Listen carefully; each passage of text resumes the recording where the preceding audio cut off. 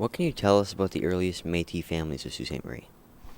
The earliest Métis families started to emerge here around the same time as other Métis communities were forming around the Great Lakes, which is sort of be the mid to late 1700s. And so the Northwest Company, right? So the Northwest Company had a post on what is now basically where the mill market is now, right? In the old St. Mary's paper site. And that was the Northwest Company post. And Sault Ste. Marie was sort of a almost like a retirement community for old voyageurs, right? And so voyageurs, they retired young.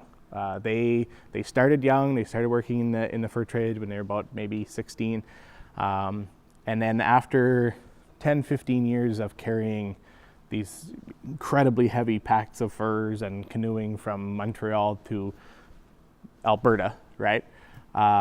They were ready for retirement around like 40, right? So, but they still had a lot of life left, right? They just couldn't be voyageuring anymore, right? So they started to form communities, right, of these retired voyageurs, and then they started to marry with some of the First Nations women in the community, right?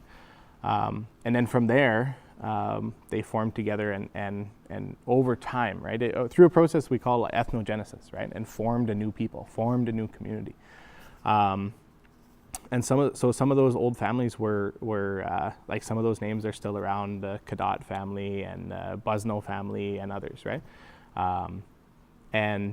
Yeah, so that's a little bit about the very early foundations of that.